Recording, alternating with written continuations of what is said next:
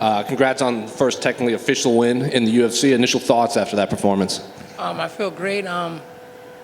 Back when I wasn't in the UFC, I used to hear them say the 35ers don't got a lot of power, and I'm just showing something new in the division.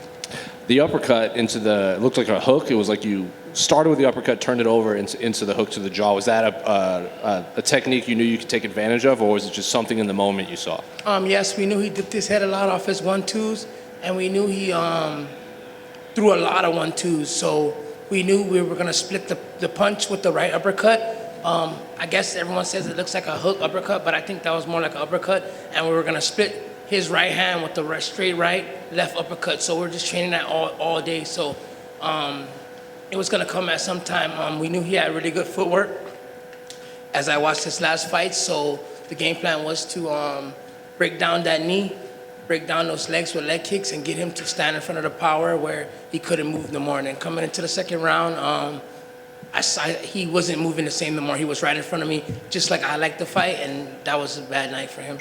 You obviously scouted him pretty well. Did he bring anything that you weren't expecting in there? No, I know he's gonna have grit. I'm a jiu-jitsu guy, actually. Before, I never used to train MMA. I used to always go back into the gi all the time. So I've been doing MMA for about like a year and 3 months now, consistent, since I got promoted to black belt.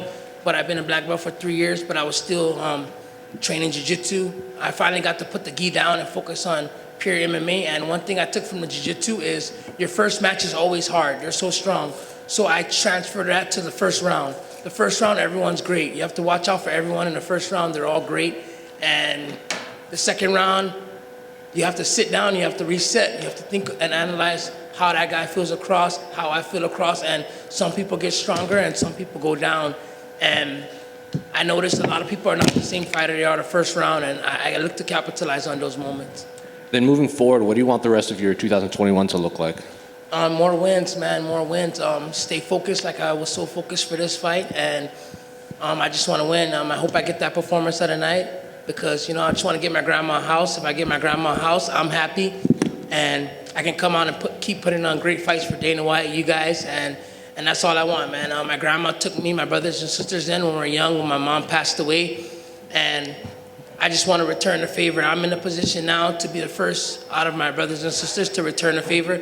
If I get her out of the little apartment, get her a house, my happiness goes through the roof, and I can come out here and fight unlimited for you guys. Did she watch the fight?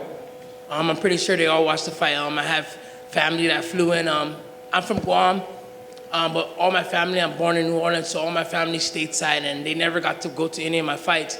But they were asking, is the UFC allowing fans? Is the UFC allowing fans? And unfortunately, they're not, but I still got like 3 to 4 family members that flew in, and they're waiting for me on a strip right now, so that's going to be nice to actually talk to my real family, and But Guam, I have a lot of family, man. I built a lot of friendship. I started my MMA career in Guam, and I love my family over there, too. How many of your brothers and sisters lived with your grandmother? All of us. So when my mom passed away, I stayed with my dad, and my grandma did not want to break up my brothers and sisters. She knows how that was, so she took us all. She did not want to break us up, and she got us all from our other side of our parents and said, you guys are coming with me. And, life was hard after Katrina. Luckily, we ended up moving like right before Katrina, so when Katrina hit, there was no going back now. We ended up staying on Guam longer and longer. I was a senior in high school. I played all kinds of sports, football, rugby, and my grandma then finally decided to go back, and I decided to stay on Guam. I was like, I don't want to reset my high school. I was on a football team. I was a senior, and I'm like, I'm not going to reset. I'll stay here, Grandma. I had decided to stay on Guam, finish my senior year. I did one adult football league, and then they invited me to do jiu-jitsu or come train MMA.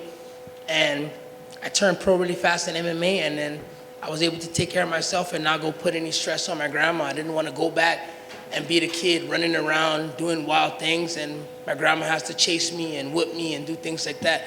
So I said, Trevin, you can pay your own bills now. You're doing good at this. Then you can stay here and take care of yourself, and I just stay in contact with my grandma. How many of you were in the small apartment together? 2 sisters, 1 brother, and my grandma. So what does she say now that she'll be getting a house sometime soon? Man, she's gonna go bananas, man. She's the kind of grandma that, like, she doesn't put pressure on me to get her house. It's something that I want to do for her because it's going to make me happy and it's going to make me fight better. There's something that I want to do because I know how much she sacrificed taking care of 4 kids, single grandma, taking care of 4 kids. That's one of the hardest things, man. I don't even have a kid for myself. I see all my friends with kids and stuff.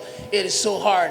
I see all my good training partners. They're so talented like me. They can't even train and put in the work because they have kids and stuff. And, you know, at the end of the day, they're blessed. But I can never do that to myself. I want to put myself in a good position, put my grandma in a good position first, and then I'll go into that life. Right now, I'm focused on my grandma, man. She's getting old, and I just want to make the best for her, and then I can go ahead and live my life happy. That's awesome. Thanks. Trevin, so I know the post-fight interview goes really fast, but can you describe just how excited is your friend right now that you got to talk to Joe Rogan?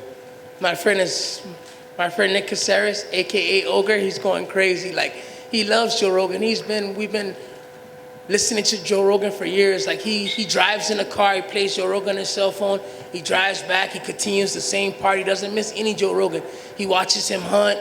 He just loves Joe Rogan, man. He hunts just like Joe Rogan. Like, he's just a big Joe Rogan fan, and it's just crazy. Like, when he hears that I got this interview, or he's watching right now, he's going crazy right now. Everyone's crying right now. Everyone's happy for me because they know how hard I work. And at the end of the day, I got here on a replacement, you know. It's not the way I wanted to be here, you know.